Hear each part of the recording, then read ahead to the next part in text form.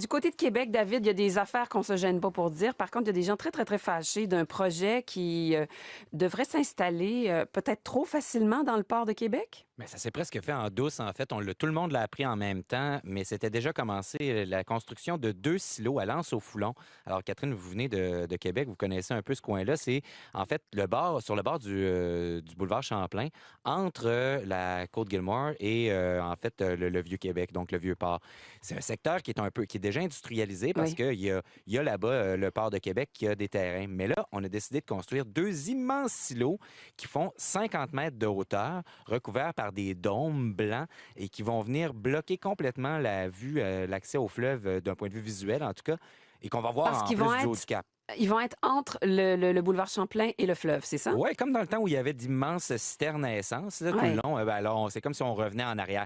Et là, tout le monde est furieux parce que le port a fait ça un peu en douce, a supposément fait des études, et c'est Arrimage Québec en plus qui fait le projet avec le port. Arrimage Québec, qui est désormais tristement connu à Québec parce que c'est à cause d'eux qu'on a des émanations de la poussière de nickel qui se Ah répand sur oui. le quartier Limoilou. C'est la même compagnie. Et là, le fleuve, pas le fleuve, mais le port agit, on a un peu l'impression que le port agit comme si c'était une principauté installée dans la ville de Québec et qui peuvent faire à peu près ce qu'ils veulent. Ce que dénonce d'ailleurs Régis Labaume, après quelques jours de silence qu'on comprenait mal, mais en fait, il a voulu parler aux autorités du port avant de parler aux médias. Et là, le maire de Québec dit qu'il est totalement contre.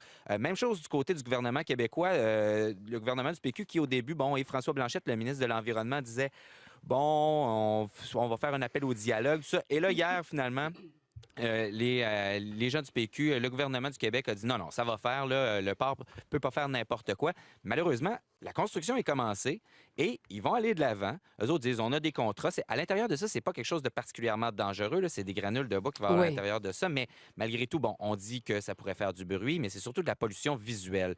Mais pollution visuelle, à un moment donné, ce coin-là, il est vraiment très laid en ce moment, David. Il faut être honnête, là.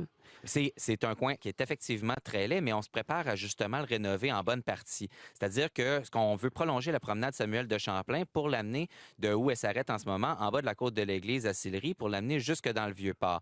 Mais là, si on met 2 immenses silos de 50 pieds de haut, c'est-à-dire que de 50 mètres de haut, pardon, si on fait une promenade comme celle-là, il y a toujours moyen d'un peu boucher l'accès, de rendre ça agréable à la vue. Mais vous essayerez de cacher 2 silos de 50 mètres de haut. Mais si on les rendait beaux ou si on changeait un peu leur forme, qu'ils soient moins hauts, je sais pas, est-ce qu'à un moment Si on donné... mettait la photo de Régis Labaume, en Si- gros. Donnez-moi un break.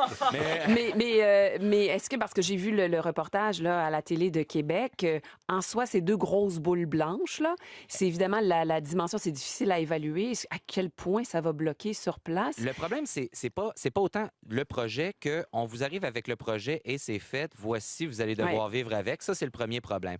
Le deuxième problème, c'est que d'autres secteurs industriels pour le port qui sont, bon, eux disent on n'a plus de place. Moi, je soupçonne qu'ils ont de la place, mais ils veulent la garder pour autre chose. C'est fort probable. Et L'Anse-au-Foulon, ça leur appartient, c'est vrai.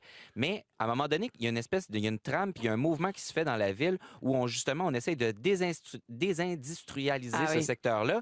Et là, on fait exactement le contraire. C'est comme si c'était un retour en arrière. Et là, je comprends les gens d'être fâchés. Je le suis moi-même assez, je vais vous avouer, parce que je suis un peu écœuré de voir des compagnies comme ça, avec le port arriver, faire un peu ce qu'elles veulent, rire au visage de la Sous population. prétexte que c'est un territoire fédéral, Que ça leur finalement, le port de appartient, Québec. ils sont effectivement chez Ouais. eux, mais le paysage leur appartient Ouais, pas. ouais.